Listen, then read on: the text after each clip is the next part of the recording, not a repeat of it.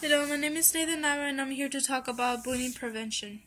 According to the Center for Disease Control, they conducted a youth risk behavior surveillance report in 2013, where victims of bullying admit not going to school in fear for their safety.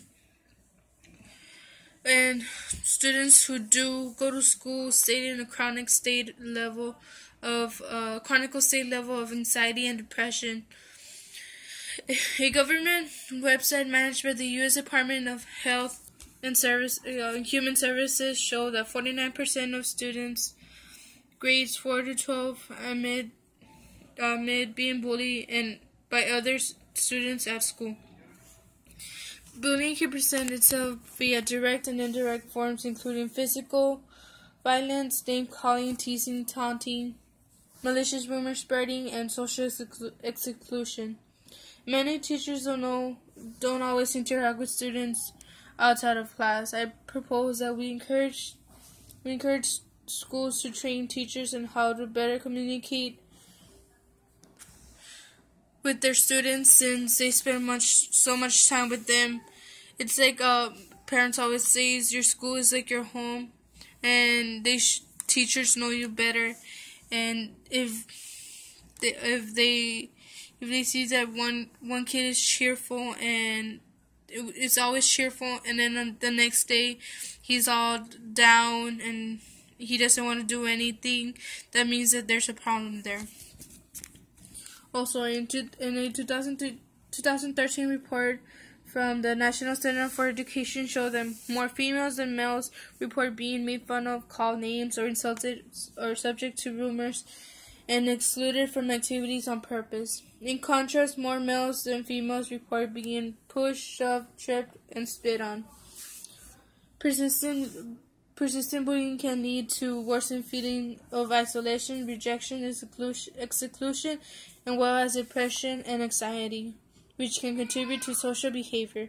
Nearly 30% of students are either bullies or victims of bullying. And 160,000 kids stay home from school every day just because they fear the bullies. Texas ranked the 6th, which scored 55%, making it one of the Wallace Hub worst states for bullying, which regards to dropouts and truancy rates. I don't mention this because of money, but I mention this because it is shown that Texas has a big amount. Half of Texas is being victim of bullying.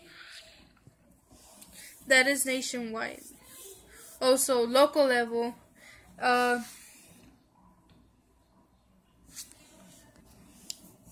In San Benito Idea Academy, a mother reported that his child was beaten up by 6 to 8 boys, and she went to the school and reported it, but the school ignored it because the kid agreed to the fight, so it was really his fault. But she believed that 8 to 6 kids beating up and just one kid was being bullied, was called being bullied. So she took it to the news, and the news reported it, and now the school is being more strict on bullying, and they gave a little paper, which it's for the kids to let them know if they have any problems in school, just to write it down and turn it to their teacher, and something would be somebody would help them out. Also, another article is where a kid was being choked on and hit on the head with the window glass and hit on his body. The kid was afraid to speak up due to the bullies being much bigger than him, and in fear that he would get more hit on. When the mother discovered the bruises on the shoulder, he he then real she then realized that he was being bullied. She immediately went and called the school, but the school said that there was not enough evidence when the lady clearly had her phone and showed pictures of the kid being where he was bruised on, and it was really ugly. The school ignored it also, and she went to the news, and the news reported it, and it is now being dealt with. Students are now talking to their teachers, and if they fear a kid is hitting him or wants to hit him, they now go directly to the teacher, and the teacher goes and reports it. Throughout this, it's apparent that bullying is a significant problem both nationwide and local level. It is also clear that many people are uneducated about bullying and its signs.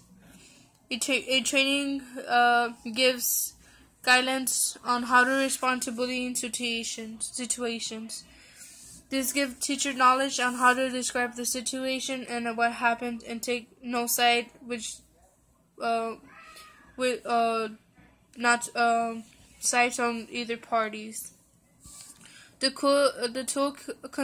toolkit consists of PowerPoint training guides, handouts, and feedback from forms for teachers. Many states districts have used the toolkit. It has been used over 100,000 of nation estimated 550,000 school bus drivers. Trainees have reported feeling better equipped and addressed to bullying on their school buses following the training. So it is obvious that school in the bus it better the situation. So if this toolkit it's for the teachers, it would also better the situation there. Bullying is a big problem for children and young people that go through it. It knocks their self-esteem and makes them lose their confidence, and they get depressed and they don't want to live no more, which could lead to suicidal behavior.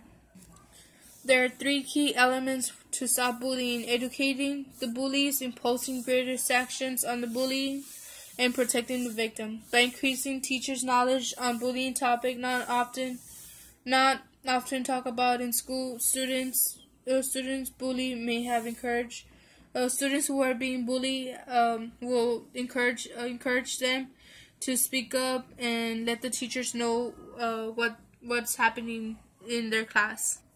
Education is important, but how can a student remain focused when they don't feel